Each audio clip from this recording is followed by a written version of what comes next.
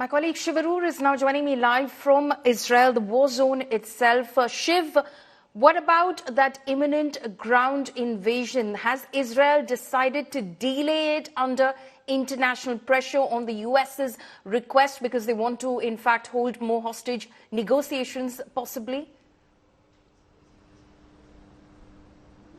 Very, very possible, Pallavi.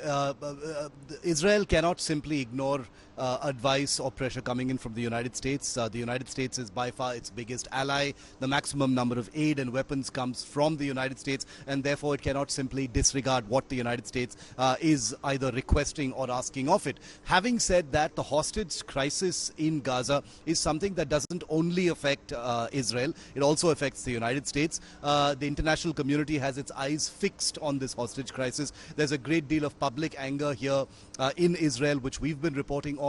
A certain section of Israel, including the families and friends of the 210 hostages, are continuing to build pressure on the Netanyahu government to simply effect a prisoner exchange, for the hostages, because 20 days later, the situation has changed dramatically. Hamas has been able to rearm. It is continuing to, deliver rockets into Israel. Infiltration attempts are still happening, and therefore this doesn't seem like a group that is willing to negotiate at any level. And therefore that kind of anger is building. But I can tell you for sure that the hostage crisis is only one, perhaps the biggest, but only one part, of the dilemma for Israel.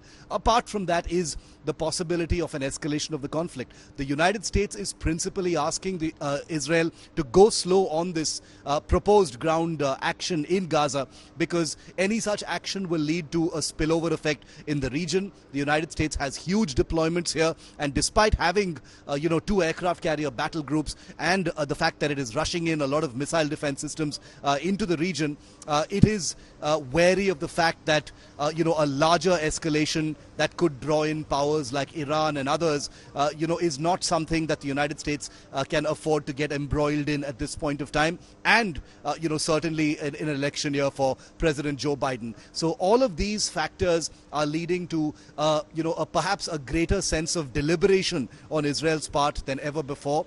The reason why there is a great deal of, questioning over where is that ground operation, when is it going to happen, why hasn't it happened so far, because in both 2009 and 2014, ground operations into Gaza, Pallavi, happened almost instantaneously. They happened just days after, whatever the provocation at that time. Now it's been 20 days. 20 days is an absolute eternity when it comes to, a group with rich resources like the Hamas managing to rearm, recuperate, reconfigure its entire battle plan and war game what's going to happen next. So this is also a huge disadvantage for Israel. But I can tell you, having, visited South Israel today, and I'm going to be going to an area about 2 kilometers from the Gaza Strip later today, that the Israel army is fully ready. It's just a question of when the tanks will start to roll in.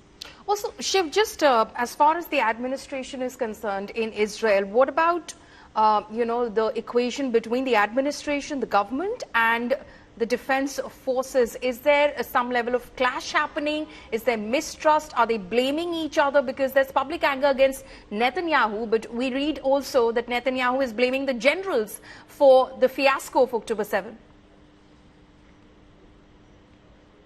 That's a really good question. Yes, I wouldn't call it distrust, but there is definitely a layer of discontent, between these various formations of Israel. The Israeli Defense Forces, as has been a historical case, has always, this is a democracy. This is not a military dictatorship. It's a democracy. The military answers to the civilian leadership. But as a highly militarized society that was born from war and conflict, the IDF, the Israeli Defense Forces, hold a great deal of sway and public goodwill.